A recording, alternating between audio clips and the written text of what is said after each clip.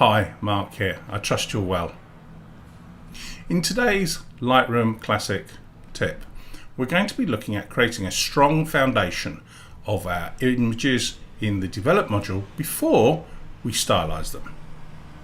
Now, if you like today's tip, this is exactly what we do on a Monday evening live on Zoom in our Lightroom support group, where most Monday evenings we look at a theme, a task, and answer your Lightroom Classic and Photoshop queries.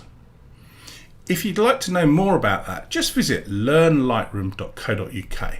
Click on the support group in the menu and you'll have more information about our live Lightroom support group.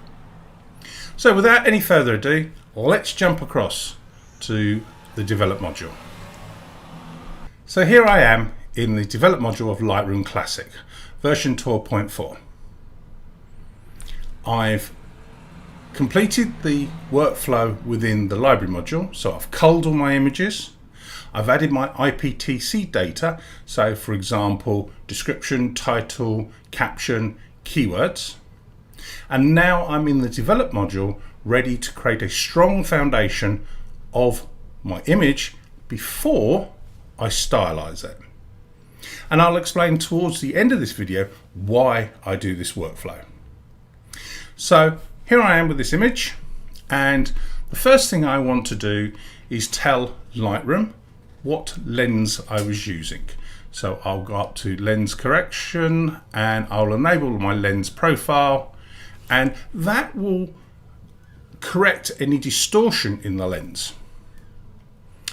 Then I will come to my calibration, select my process version, which is currently version 6, and then I'll move on to my transform.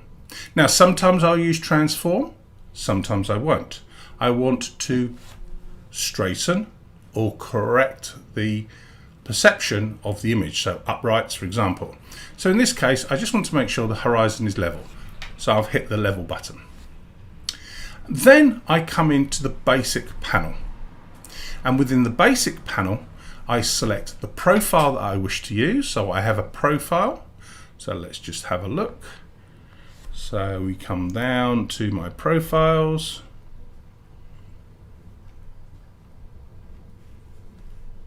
and there's my profile applied. So now, because I'm on a color calibrated monitor, my display is showing what my camera saw. Okay. Now I set my black and white points technically, not stylized, just technically. So I come to the black and white sliders, I hold in my Option or Alt key, and I move the white slider until I start seeing some pixels. So I've now set my white point. I now do the same for the black point. So I move the black slider to how I want the blacks technically to be. And there we go. So that's black and that's now white.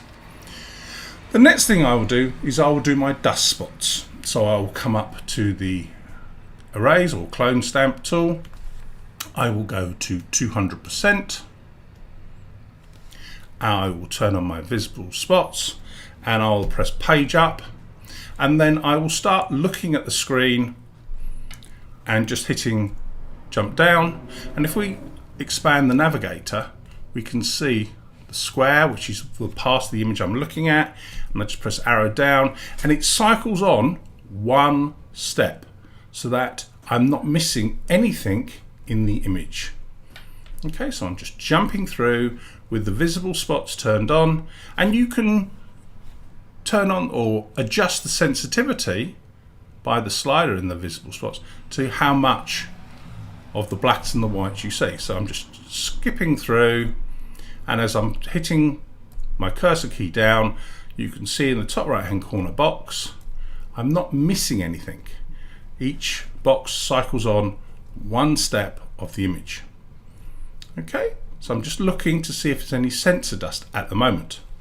Now I will do exactly the same thing, but turn my visible spots off. So now I'm looking for blemishes or things that I want to remove, simple things I want to remove. For example, I might want to remove a soda can or something, or a piece of rubbish in my shot. And I'm just skipping through to see if there's anything I want to remove. And there isn't. So I go back to fill, I turn that tool off. So now I've expanded my histogram and I have looked for any sensor dust.